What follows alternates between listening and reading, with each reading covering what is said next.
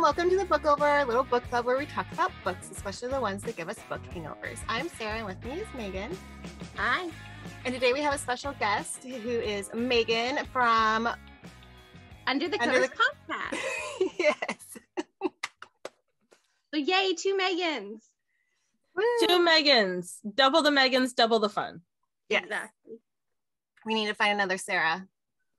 Yeah. 2 Megans, still no H's. I love it. This is an H-free podcast. H-free podcast. If you have an H, get out. Yes. We're booting you right now. We just offended a whole community of Megans and Sarah. Yes, sorry. We still love you guys. We just love you like slightly less than we love ourselves. You just have a little extra. Yeah. That's true. There's more to love. There's one more letter to love. Mm-hmm. I love that. One more letter to love. One more letter to love. Perfect. All right. So we're going to be talking about Four Spawns by Bree. But first, I wanted to talk with Megan really quick about her podcast because you just started like February. Yeah. Yeah. Tenacious. I think that's the word, right? Yes. So yeah, I just started in February. Actually, a couple of days ago, we just had our 2-month anniversary. I was very excited. 2-month anniversary and 1K listens on the same day. Ooh, so I was like very happy about that. I've been reading since I was a baby. I was very, very young when I learned how to read. This is like my fun fact. Every time like work or somewhere asks for a fun fact, I learned to read when I was like 3.5, 4. Oh. I was my mom's party trick for a very long time. She used to like whip out random things and make me read them in front of people. And then always loved reading growing up. I was always above level for reading, which was my claim to fame. And, I had sort of gotten away from it, after I had started working, and I was reading, but like not in the veracity I had been at first. And probably beginning of the pandemic, I picked up some books. I picked up Midnight Sun, which I had been waiting Forever. With bated breath for I don't know what, 13 fucking years. Yeah. Am I allowed to curse? Yeah, Yeah. it's fine. Okay, cool. So friendly. waiting. There you go. So I'd been waiting forever for that, and then I was like, I need more vampire books in my life. So then I found Crave in the bookstore because the cover looked very Twilighty. I am a mood reader and a cover snob. And so picked that one up, got into it, and then I said, oh no, I picked up an unfinished series. What am I, an idiot? What am I, an amateur? Then dummy over here did the same thing because I read From Blood and Ash, which was only one book too. Yeah. So then I screwed myself, but From Blood and Ash was like my first ever spicy book. And it's, when I say like on page, 20, and I've said this before, but like on page 20, there was like the word nipple. And I was like, I'm sorry, what? Did I stop reading? What did I pick up? Because I was a big old prude. And so Mama was like, and I powered through, as I call it. And I very much enjoyed it. And then I was like, oh, fuck, what is this? Maybe I should read more of these. Are there more of these? So then I went on Book Talk. And then my second book was Den of Vipers. Because apparently I just like to dive right in the deep end. Yeah. Oh yeah, no. Like when I say I wanted to swim, I just wanted to drown. So I dove into that and I was like, what the fuck is Reverse Harem? What is going on? No, oh, hi Diesel. Okay. And then I just really enjoyed it, and I enjoyed Book Talk, and I tried my hand at it, and I realized I am atrocious at Book Talk. I am atrocious at TikTok. I enjoy them. I'm not good at them. But I like the books in the Book Talk community so much. And I was like, how do I get involved in this? And I said, well, I've never been a stranger to talking for hours on end, which is probably why TikTok wasn't for me. But I figured podcasting was the next logical step. So I had so many questions for all my favorite authors and my favorite book talkers. The books that are indie and like don't necessarily get the same kind of love. I have a love for indie authors and self-published authors that I was like, okay, I just want to help get their books out into the world. I want to help get more people noticing them.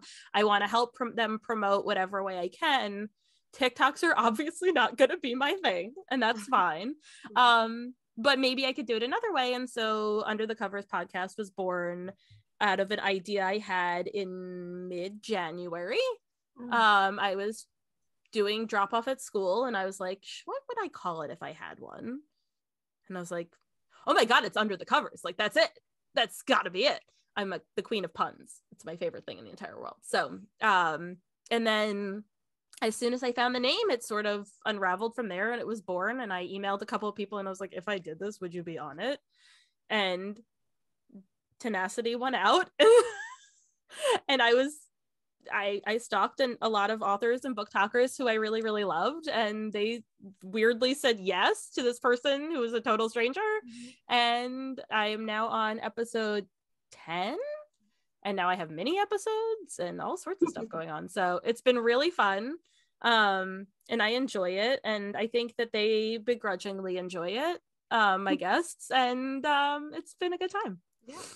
Yeah. I do have to say, I love the name. It just like, thank you. You know, because you take it both ways, but it's just perfect for the type of books we love. And Under the Covers. I know. Yeah. It's I perfect. know. I was like, I am the queen of like puns. I have been a creative writer, like doing marketing stuff for my own stuff in my real life for quite a few years now. And that was always my favorite part, is coming up with titles that are punny. So I was like, well, I can't do it unless I have the right title. Right. Yeah. And then I was like, it's free. There's a website domain is free. There's an Instagram handle that's free. Okay, we're good. Like, and that's all I needed. Yeah, exactly. Well, that's great.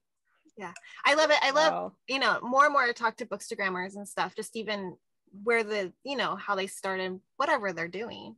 And I just love hearing the story that so many people are just like us, where it's like, well, I read this book and it was just like, and they're always the ones with just the littlest bit of spice in it, like nipple, you know, or just like, hey, there was a little bit of bullying in it. And then you're like, I kind of like that.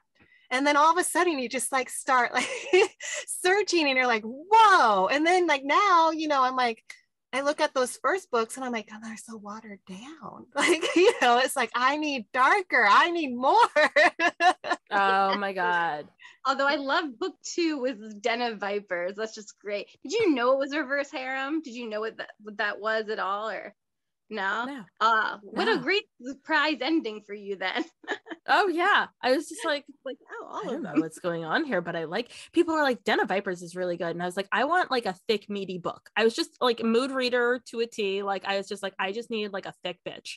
And I was like, what is like 700 pages? And then they were like, this one, and it's really good. And I was like, sold, I'm in. And all I knew about it was that it was a standalone mega huge book and the cover looked cool, because that awesome. Is my other the cover's awesome. That's my kryptonite. And then I figured out what reverse harem was like halfway through this book, and I was like, I like this very much. And I mean, if you've ever heard my podcast, you'll know that I'm like anti-team Jacob, but like the Twilight love triangle always kind of like drove me crazy. And I was like, but like, why are we doing this? Why? And then when I saw #why choose, I said, well, this is intriguing. I've had a lot of problems with love triangles for many, many years now. And the idea that there didn't have to be that trope was very interesting to me. So I think that got me on board pretty quick. Right. I have a special place. I do love a love triangle. Sometimes I have to be in the right mood to get the angst of it, and it has to work out a certain way. But I love the why choose of it. And now like I look back at like all kinds of stories that you know, like the Twilight ones, and there was more out there. Like even like Dawson's Creek. And like, you know, there's just so many like teen dramas where they're like, you know, who's she gonna choose? Vampire like, Diaries. Why does she have to? Vampire Diaries. Why does she have to choose? Both brothers. I mean, but she did, because Stefan was a fucking putz. But other than Right. that, And so is Dawson, and so is Jacob. Like everyone we Jacob's listed, a I kind putz. of, I know. like There's like any no. That's the problem. See, the love triangle made sense because one of them was always like the obnoxious wet blanket, and I was like, it's not that I didn't love them, but they always gave them like some terrible trait that I was like, oh god, okay. Well, they probably did it just so we would be okay with her not choosing them. But like 100%. Yeah.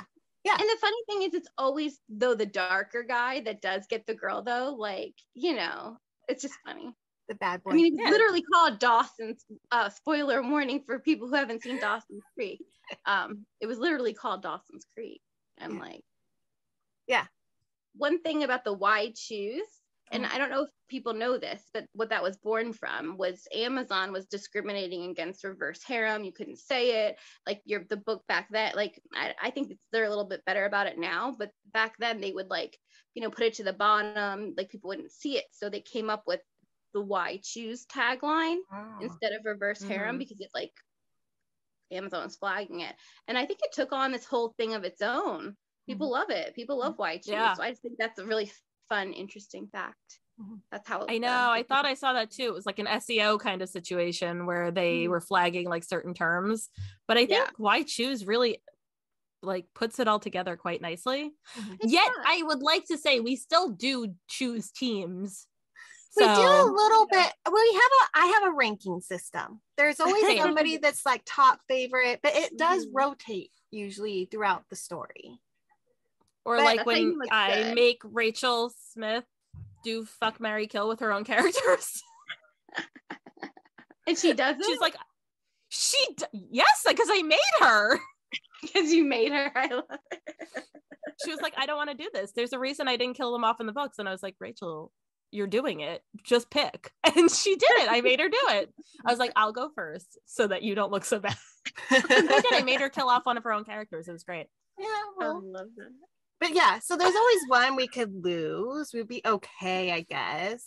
Yeah, like the sacrificial lamb. Yeah. It'd be a little there's sad. always one I could do without. Like, there's always like, I think I do have like, in with most harems, if you have 4 people, I will do fuck, marry, kill, best friend, which I allow. But it's like platonic best friend. Like you have to pick a best friend and you can't have a second husband. And then it's otherwise, if it's 3, it's fuck, marry, kill. But I will do that with pretty much every series. And I pretty much have a person for every one of those. I'm not every series. Married to that many people. There's some I would kill one of them. There's some that I couldn't kill any of them. And then there's some that there's some that I guess I could have one be a best friend. I'm very attached to my characters. I don't think I could like, because I'm thinking of like even the bonds, right? We're doing first bonds, and I'm looking at all the bonds. Knox is dead. He's out. No, he's not. No, he's very not. pertinent question for bonds. Yeah, we'll just start at the end there. He's not dead. Well, I mean, no. In my fuck, marry, kill, he's dead. Yeah, well, that's why I think the ending wasn't as because like if we had to be on the end, like on the cliff with somebody, it's a little easier. I would have just gone. However, I'm excited to get more from him. I want his story. I want his redemption. Sarah always says this. Sarah, what do you say that it's sweeter, right? Yeah. Which it is. It is sweeter when we go through all of this. So there's just so much more to Knox. There's so many more layers to him. There's so much to him that it's like, we know, like, yeah, he was a complete jerk. He's an asshole. We don't like him. That first book, he just like dug his own grave. But like, the more you learn about him, and even like, you know, Oleander is like, even like, you gotta like just listen to the characters. And there's just so much to him that I just like, I feel like Knox is the I love to hate guy for a lot of people. But once we really figure out everything, I mean, we got a lot of him this book. In Forest Bonds, we got a lot more. And I feel like we're getting pieced together more of his story. And like the last thing, okay, spoiler alert to everybody. We're talking about Forest Bonds. If you haven't read it, ignore what Megan just said and then come back later. It didn't technically with both what I was saying had nothing to do with the ending of that book. It just happens to coincide, but that's not what I meant. Well, but the other Megan. I went there though. This Megan did. You went there. Oh, you did. But right before the ending, he sent that message to her about how he would like, you know, he was going and he in another lifetime maybe he could like treat her the way she deserves to be treated. And it was just like your drinking moment right there. Yeah. I didn't cry. Mad. I didn't. I because I know he's not gone. We're just starting at the end here. He's not gone. You know, there's gonna be people are like so upset. No way he's gone. And I'm like, have you read a reverse harem indie romance before? This is Cast 2.0. Like, no. Yes. It's well, and it's basically, have you read any Tate James book before? Yeah. Because like, I know everyone's like they're dead, and I just go into like I go into the spoiler groups and I'm like, there's no way. I'm not giving this credence. I'm not even thinking about it. It's not a thing. It's not happening. No, it's you know, I think a lot of the next book is going to be, you know, we're going to be left hanging maybe a little bit. Maybe. Or we're going to jump right in. So I get a Knox-free beginning? Sweet, I'm there. We might not be though. Maybe they rush right into like, maybe it's 3 months later and we're having to hang on there until they like show him being just fine, and then someone flashbacks to what happened and how they saved him. It could literally be it picks up where it goes off. Brutus disappears. That Brutus made me so sad. Brutus that was like harder. Yeah, that was the baby. I mean, I love Knox, but Brutus, oh man, that killed me. I forgot about that. People need to remember that the Brutus is part of Knox. I believe that Brutus is Knox's most the pure part of Knox. That's what I really believe that Brutus is. Yeah, like that part that he just can't show Oli. I just think like Knox chooses to be a dick. Like clearly he has that in him, and then he just chooses fucking violence every day. And I'm like, I have no interest in this. And that's I think that's the reason I don't like him, because I'm like, every morning you wake up and this is part of you, and you could choose to be this person, but you choose to be that person, and I can't. But that's how I am in real life. Like like if somebody's like nasty and they choose to be a nasty person, like I can't. Yeah. Right. So like they think that's what it is. I think that is where the beauty and the talent of this character lies, that J. Bree created such a divisive character, such a, you know, a character that, like you said, we love to hate. We all hate him so much. How is he going to be redeemed? Because he's going to be redeemed. Oh, yeah. Like, and it's definitely going to be sweeter. And I think the past, you know, is going to play a big part in it, but I think maybe that's why he needs to face this ending. You know, I have a lot of theories. So he could rebirth. Yes, like I'm thinking that maybe that this is going to, maybe that's what's going to happen. You know, maybe he'll have like, it's just heart failure, they'll do CPR and he'll wake back up. I don't know. Or maybe it'll be some kind of reincarnation thing where, because like you said, that last line, in another life I could have treated you the way you deserved. Maybe that this is what he has to do. He has to die in order to come back the way he could have, you know, should have been without the trauma. Yes. I love that because like we know his bond's been around and we know his damage. He can't get rid of, like he can't shake whatever his damage is. And it sounds really terrible. I have a lot of theories. Yeah, it does. It is. Yeah. And it sounds like it's going to be pretty horrific. Yeah. So maybe that death will help him get rid of those nightmares, because she saw that nightmare. Ollie. Mm-hmm. Oh yeah.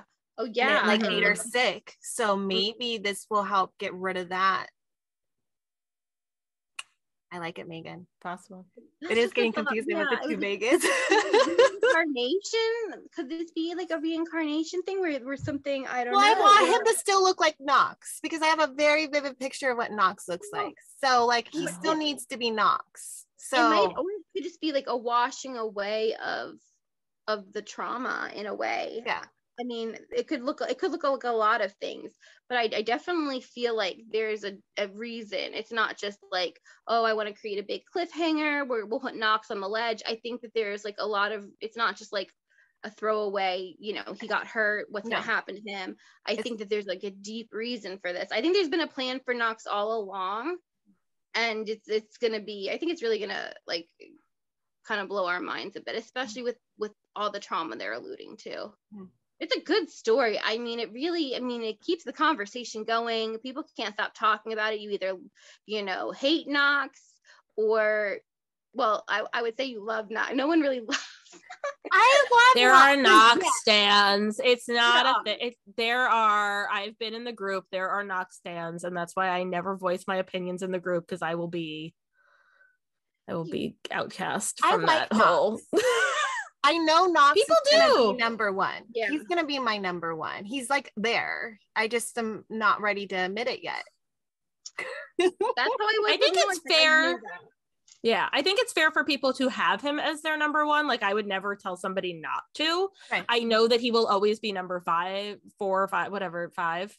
I don't care, no matter what he does. Like, there is no redeeming him for me. My top spots are already taken. Like, they're not changing. But that's because in every reverse harem I've ever read, I am in love with the same person. It's just a variation on the same person. Yeah. But it's always the same person. Who's your favorite? Who do you think my favorite is? That's a good Griffin. Okay, who do you think my favorite is, Sarah?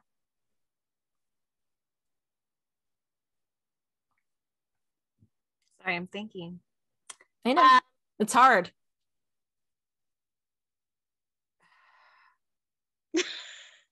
Atlas. Yeah, day one Atlas. Day one Atlas. It was always Atlas. It was always going to be Atlas. Yeah, Atlas is my current number one.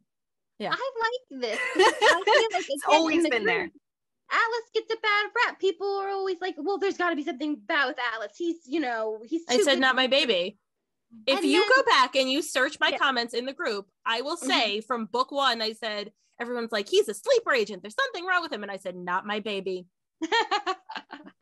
No, and from the start too, I've said that it's you know, it looks bad, but I was cautious on book 1 with him because he seemed too good to be true. But then we found out what we found out, and I'm like, see, that was why, but it's not bad. It's good. We need that. He's Lucas. Yeah. He's undying devotion, all bottled up into a nice, hot, beastly package. It's all I want in my life. Yeah. So you like the devoted character. I like I met you, I love you, I will never leave you, I will do whatever you tell. Like, I will be there for you no matter what you do. You can't shake me. Yes. Yeah. Okay. But that's what I married. So like, we are like, well, that's good. Yeah. No, but like, I know what I like.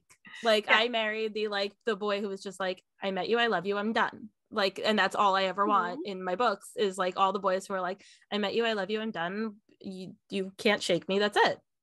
And so that's always going to be my guy. Now, I will say that Gabe was like mad at her for a hot second and then was over it. And now he's that cinnamon roll puppy dog. So again, like with that like nice surly exterior that I liked, like he'll fuck someone up for her.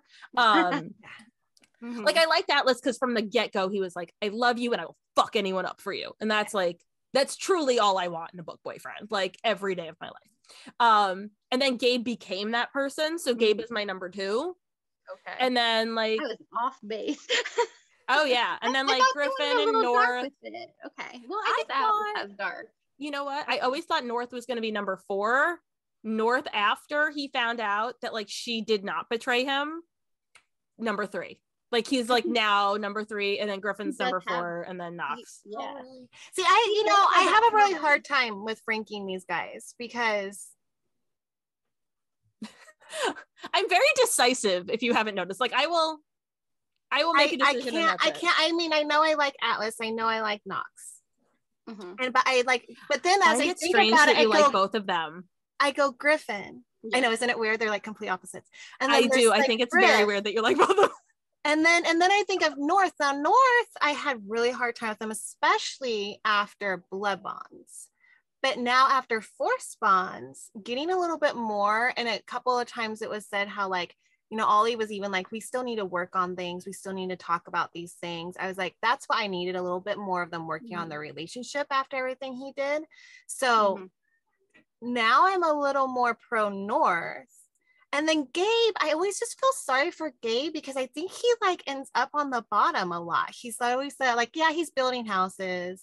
Yeah, he's doing this, you know, but what like locked me in was the quote from him about banging her on the motorcycle and like the like out of nowhere Gabe dirty talk. Yeah. And I was like, I like him. He's probably going to be my number 2. And then he did that and I was like, locked in. We're done. We're out. No one else can top that shit. Like, I love that Gabe was a virgin. I love that he. Yes.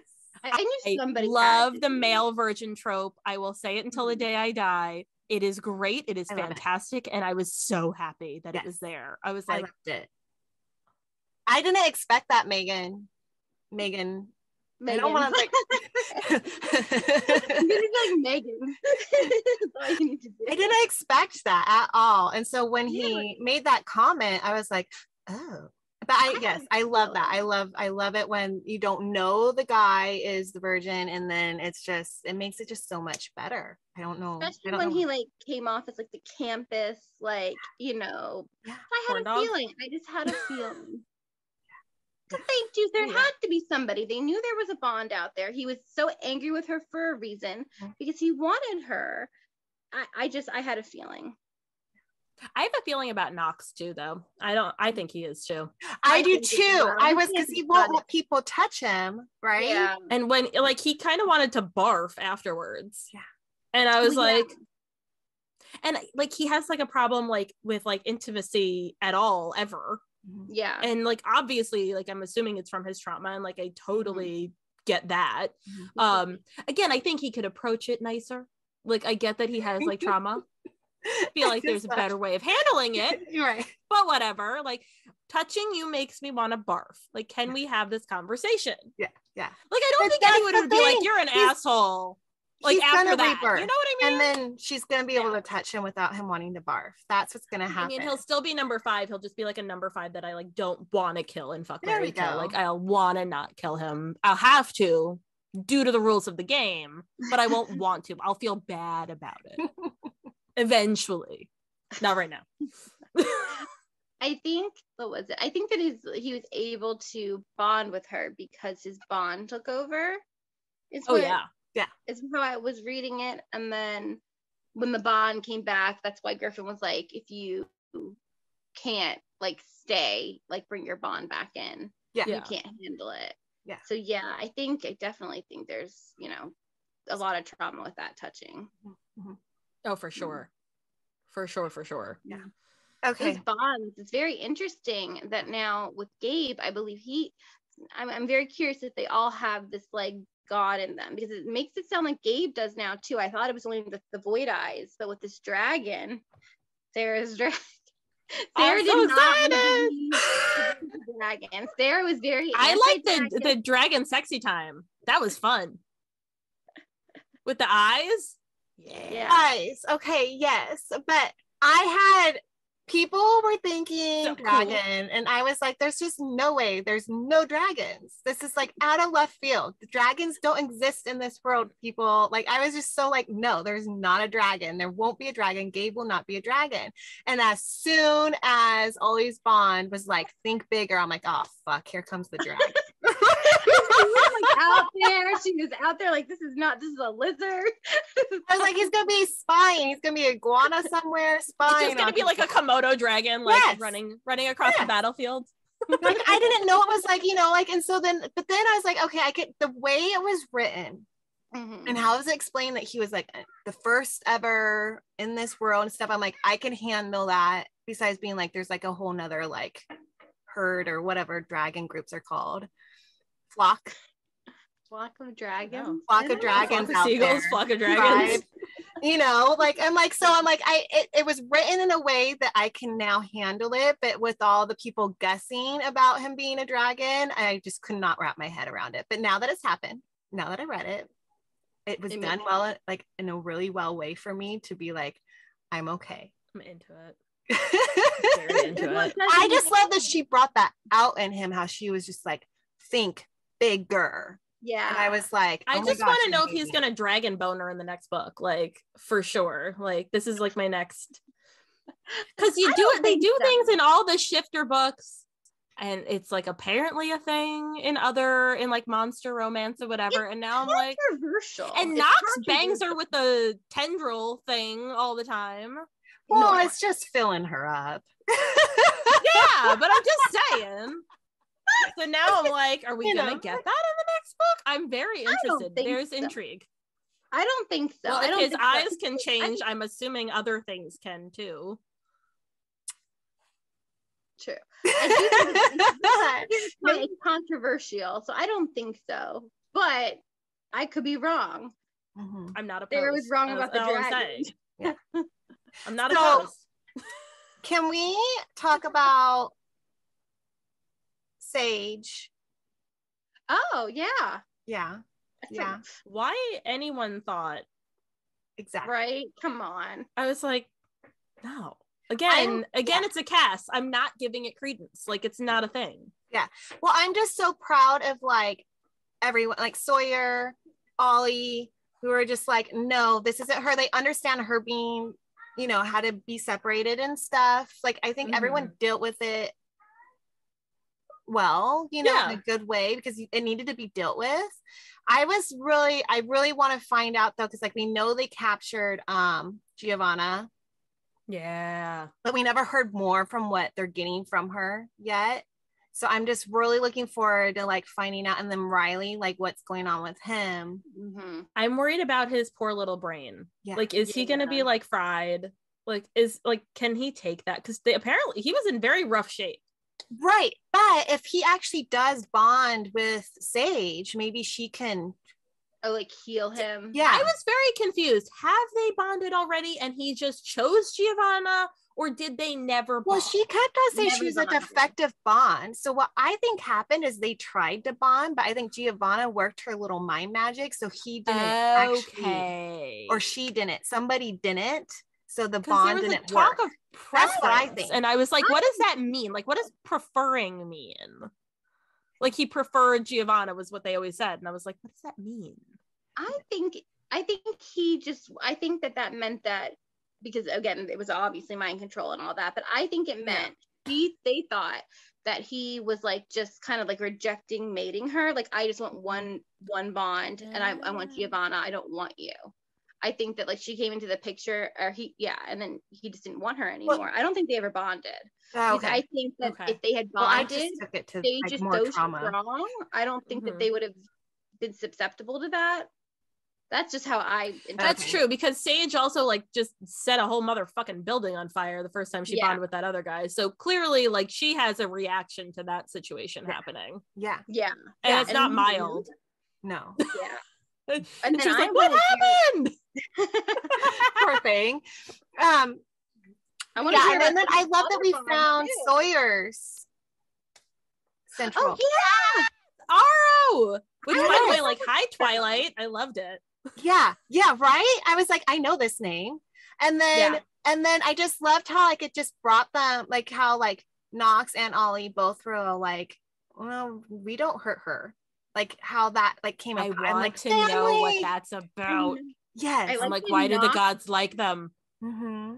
Is there something? Yes. Why do the gods like them? Is there something more to them? Is there another connection to why they're drawn to each other so much? Yeah. Well, you know, this book, I will say, for being the fourth book, I have so many theories and thoughts. The series, the fourth book and a sixth, like I keep seeing people being like, oh, there's like 2 more books left. I'm like, there's not enough left. There's not enough. I don't feel like there's enough to finish what's happening. Because they're expanding the world, like with North going to that summit and stuff. I did not know that the human world even knew they existed. I thought that they like were under the radar in a secret society. It turns out the human world knows about them, and then you're kind of expanding it and giving us like these human enemies. And I'm like, okay, so it sounds like we've got like, and then like someone who's I think supposed to be either bigger than Silas, or maybe Silas has something in him. I just feel like we're getting a lot more like Silas has something in him. I've never thought of that. I think that could be something that maybe he like, because the old gods have an enemy. Like they're the gods and he's like the devil. Like he has the devil in him. Or like Satan or what Lucifer or whatever the fuck you want to call it. But yeah. Yeah, like something from the gods' world came and like infested Silas. Just little things that they just blew this motherfucker right up, like with one sentence. That's fine. Well, because I was having my head around him and his partner, right? Like Atlas and Ollie were like, "Oh no, she's here. We can't do this." And of course, they don't listen to her. And like, have we not learned? We listen to her. And then we always listen to Ollie. And then Atlas is like, "Oh no." And then there's like a new person, right? There was like a third. Room, and I'm just like, whoa, listen to Ollie, stop it. Oh my goodness. Yeah, okay. But yeah, it was, I feel like I need a 7. I never thought about that. Yeah. At J. Bree, if you're watching, I think you need to she's just laughing at us. She's just watching and laughing at us. Or unless it's gonna be thick. Are we gonna get like, like a thick 700 pages? I want a girthy bitch. I want a girthy bitch for my last book. Like that's got to be like decent. Yeah. So. Oh yeah. Back to Force Bonds, because I want to finish. I want us to make sure we're covered. Okay. We got the dragon. We got Nog. Vivian. Yes. Boy's back. I love him. Yeah. I love that he was back. I love Vivian. I feel bad for him.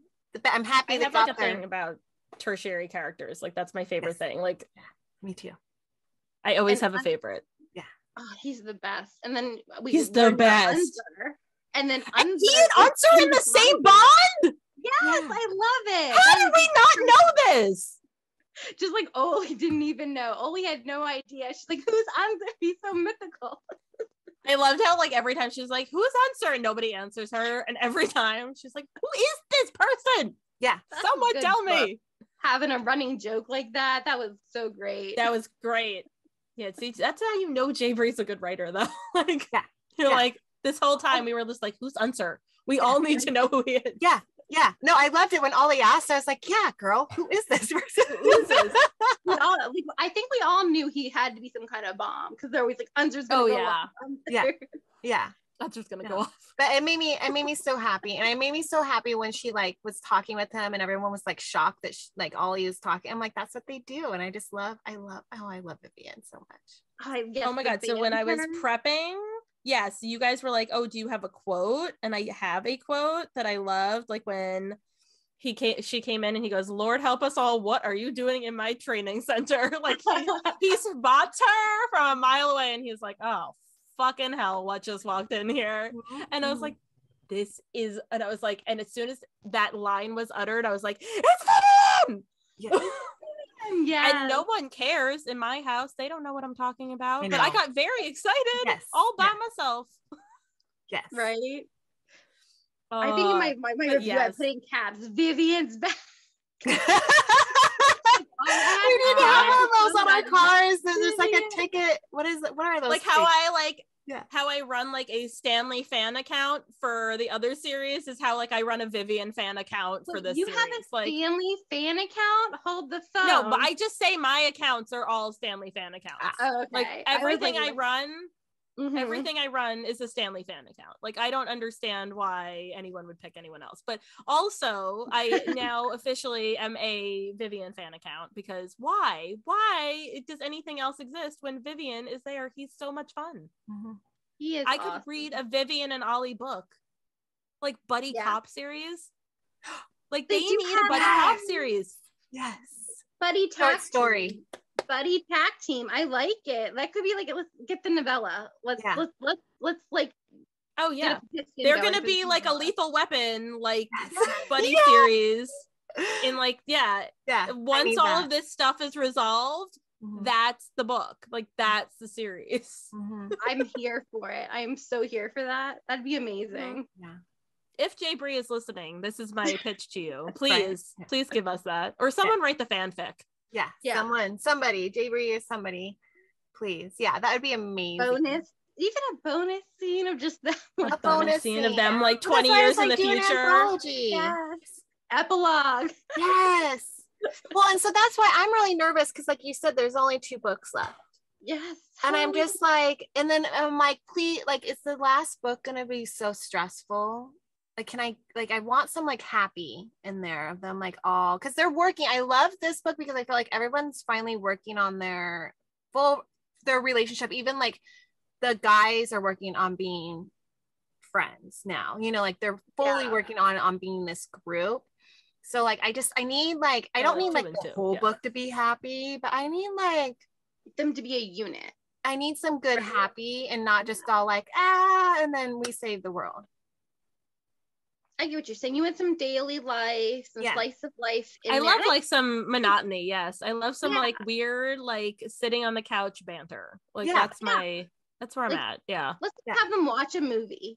Like, and like argue over what movie to watch or something. Yeah. No, I'm into that part. The domestic life. Yes. Like Griffin's, you know, hanging some pictures. Gabe is hanging pictures, and you know, somebody North is cooking, and we're all like sitting around the table. Yeah, I need that. Yeah. Exactly. And I think there is some of that in there with like the shoes, for example, how they talk about how like everyone is like kind of like in this weird, what I totally understand in a family dynamic, being like, I'm gonna like passive aggressively put my shoes on top of your shoes because they don't like, you know. Yeah, they were all living in that small space. I like that small detail. Yeah, I liked some of, there was a little bits here and there put in there of that I really liked. And Gabe and Atlas and Gabe becoming best friends. Yeah. Yes. Well, you always knew that they were gonna be romance. Yeah. They were very kind of cute. Meant to be there, you know, because the other guys are a little older. They've been friends forever. Gabe was kind of like the younger brother, and then Atlas and Gabe were kind of always put together. I think it was like inevitable. I'm glad that they're embracing it. They still I have a question about Gabe. Yeah. Where's his mom right now? Like, did they bring her to the? I'm sure she got brought to the sanctuary, right? They never, like, he visited her, and then they moved to the sanctuary, and I'm like, is she there with him? I don't think. And same thing with like Griffin. Like, we don't, like, is his sister? His sister's there. Yeah, we. She works in the cafeteria, right, or something there. I believe so. And then they rescued her, you know, and they brought her to the sanctuary. Okay. And rescued her. Yeah. I'm just like, you know, I'm reading it, and now I'm like, okay, the family. Like, where's the extended family? You know, so there's just still like so much to go, and like even, I don't know. I think that was, I mean, we know where Atlas's family is. Yeah. Just like not rotting in hell where they belong, but it's fine. It's fine. And that's a question about, okay, so the sister is captured, right? And she like rather die than go back. So we're like learning that resistance members like that have been brainwashed their whole lives, like don't even want to be in there. Like, what is going on? And Arrow said, remember, I think she said like the same thing, and somebody said that was like eerily the same line. Yeah. I think it was Atlas maybe who said like that's the same line my sister said or something, and it was like that seemed to be weird to him, that was like almost verbatim the same thing. Like, what's going on? That like this is like the tagline now of so everyone who gets out. Like they're like, ugh. And then morally you have to think like, okay, so they wanted to, but and you're saying you can't deprogram them, but they don't want to be there. So it's very I'm very curious to what's going on. Yeah. Also, oh gosh, don't lose your thought, Megan. This happens to me. I get a good thought, then it goes out the window. Again. Same. I think it's a Megan trait. Is it? Is it a Megan trait? Oh, good. It's good to know. It's a Megan trait. It's okay. No, it's not you. It's your parents for naming you Megan. I blame them completely. It was about the resistance. Oh my gosh. Well, someone else take it while I think about what it was. I don't know. I really enjoyed this book. I liked Blood Bonds, but I loved Force Bonds. Yeah. So I feel like I think I was right when I said that Blood Bonds was a very transitional book. It was like tying up some stuff and gearing us up for something new, and that's definitely what Force Bonds was. And like I feel like just as like everyone's bonded now, which I'm so happy now everybody has yeah. Like I'm just like, I'm excited. Everyone partook in Ollie. Yes, and we're done with that, but I'm excited for more of that, like fun. Like I liked that, like when she was with North and like his bond came out to play with her. Like I like more of that too. Like yes, everyday mundane, but like some of that, some more sexy time. Good. And then I'm looking forward to seeing where this goes because I have no clue. I have no clue besides Nox's rebirth. I don't know like how that Nox isn't dead. That's like the only certainty. the only thing certain is Nox is not dead. Yes, it's not dead at least. But I mean, I'm hoping next book like a little dead. That Giovanna thing because she's really bothering me. Like I really need Ollie to kill her. I really need that.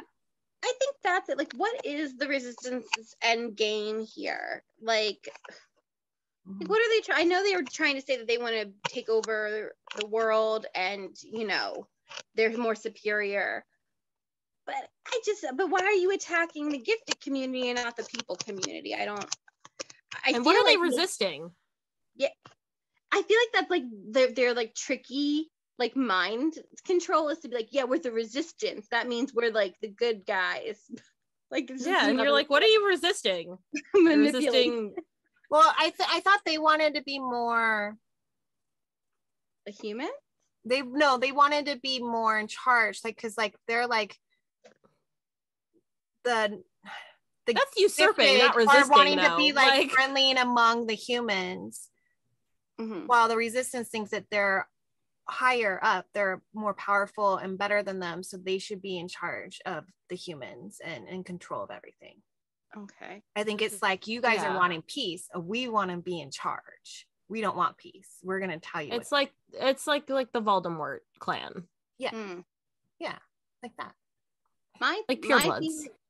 I still think my theory I think is that there is some kind of being controlling them, like the bond that's in Oli, some kind of god, I think came down, and maybe it's in Silas or something. He's like in there like manipulating these God people. thing's so weird. The bond thing, like how they're separate, is so weird to me. I don't know. I still have like, it's very sci-fi for me. I'm like, I'm wrapping my head around it, and I'm like, but I love that they can communicate to each other. Yeah. I just don't know how I would feel having another person living in me like that. That's a lot. Yeah. It's a lot. Yeah. You know, I'm thinking about it. Like, obviously, there is one more of those because what got Sage? Like, that's what got Sage. So there's got to be at least one more of those in the resistance side. Yeah, and because of the void eyes, right? Yeah, and none of them did it. So if none of them did, at first I thought it was Nox. Did you? That's what they. I mean, yeah, that was people were. Well, I think people were thinking Nox, but I was like, no. Didn't someone even in the book mention Nox? And I was like, no. Yeah, and then they they exonerated him, and I was like, ah, man, I was sort of hoping it was him. I thought it was Giovanna. And then it was like a red herring the whole time, and like he wasn't supposed to be part of the harem, and I was like, yes. A lot of people had those theories, but I think like, and a lot of people thought Kieran at first was gonna be. I mean, I would have been on board with Kieran being in her bond group, but I guess the bonds can sense stuff. Yeah. I like Kieran, but I was like, please don't let him be bad. When people in the beginning were suggesting it was like the whole group. No. And they were like, maybe. And they're like, maybe Shore's second in command could be the part. And I was like, no. Not Kieran. Don't even. I was like, don't tarnish him. Is that just, kind of talk? Yeah. I'm like, he's a good boy. No. Yeah, no, it's just so funny how like these are fictional characters and I'm so like protective of them that I'm like, no, you can't say that. That's no. Like, I was like, why? Why would you even insinuate that? That's rude. So attached to them. Oh yeah, it's a great character. I mean, it's a great story. It's great characters. I'm obsessed. I know. I remember when she was like, I don't know if like I'm gonna write paranormal. I remember seeing the live where she announced this, and she was like, I've been like waffling on whether or not I should, and blah blah. And now I'm like, why did you wait? Like, oh my goodness, like we all love it. Yeah. I'm so glad that she's just continuously releasing this and not going back and forth. I just want the whole series out. Like, oh yeah, I'm so happy for that. Yeah, It's good. And like I can wait for Van Falling if this is like what I'm getting instead. Like this is worth it. Yes. Oh, for so sure. worth. For sure. And it wasn't that big of a cliffy either for like the series, in my opinion. So I'm like, here. I mean, we just need to know what happened to the bus. That's all I need in my life. Something with that fucking bus, man. Yeah. I want to know the that bus story with the dead body in it. Yes. Yeah. Just rolling around the country with a dead body in a bus. I love that. That's so beautiful. It's the wolf. Who expected anything less? I feel like if she's not rolling with a dead body, she's not really her. Like right. That's expected, really. Yeah. It's like, isn't that her MO at this point? I think so. I hope, I know J. Bree has said she wanted to write in this world again, and then it said that she doesn't think she will. I don't know. I hope we get more. I love the Spawns world. I feel like there's so much to it. I love our buddy cop drama is obviously the next series that she's going to put out. And then after that, exactly. There's just so much more. Yeah, I'll take it. I do think the Arrow Gray Sawyer thing might be like the one that could come after this. Because if she's so protective of them, and even Knox's bond was so protective of them, maybe there's something there. Yeah. I think you're right. I think there must be something there. So it'd be interesting because I mean, maybe there's more to that bond out there than just those two. Yeah, what could it be? Maybe she'll get to that, book number 6 and go, it's not done. So we need a standalone spin-off. Well, we just have to hope she makes Arrow talk more, because apparently, according to Tate James, that's what fucks her and makes her have to write a new series. So right. She said she has to stop letting characters talk, and Arrow talked already. So so keep them talking. I hope they they come in the brain. Don't leave. Just keep them talking. That's the new rule. Keep them talking in there. All right. Are we ready for Hair of the Book? Yes. Okay. So Hair of the Book. I'm a big one to either go on to the same genre, trope, something, or do something that's like totally like sweet. After I read this one, I went sweet, and I read Tutoring the Player, which was by Rebecca Jenshak. It's really cute. It's like a college romance. He's a player on a sport. What is he? Hockey. But then like he thinks that like she's in love with his roommate, but he can't like do that right now because he's captain of the team and he can't be on focus. So he kind of like, it's like, tutor me, and then they fall in love. It's really cute. Oh, that's cute. Yeah. So that's mine. That was my like get back to life, move on from the bonds for like maybe a day or two. Who's that? Megan? Well, I gotta be a Megan. Right? Let's see what I read after Bonds. I went straight into arcs as I tend to do, and I read like book 11 of Frankie. So yes, but that's it's a great transition. I just finished that too right before Bonds, and it was good. Oh, it's so good. It's so good. So good. I'm in love with that series. I talk about it all the time for great reason. I've been following it for over 2 years. It's deeply entrenched in my life and my soul. So Frankie and the boys are my crack. So yeah. I could see that with how possessive they are. They're like all Atlases. Jake, baby. I'll say it until the day I die. Jake is my number 1. I love him so much. But Coop is number 2.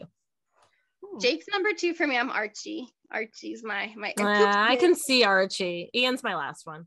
Same. No offense to Ian, but no offense to Ian. We love him, but just not the same. So after this one, I started to read Blade of Iris that I had a bunch of arcs in it, so I had to bump it a little, and I've been dying to read it because my love of Den of Vipers. And I had read Forget Me Not Bombshell, which I was obsessed with. I thought that was like amazing. And yeah, another girthy bitch right there. And that was fantastic. So like then I had that whole side of the story. So I was like, and then I found out that this one was going to be written by KA, and I was like, yes, please. So it's been like literally like the very, very top of my TBR for a while.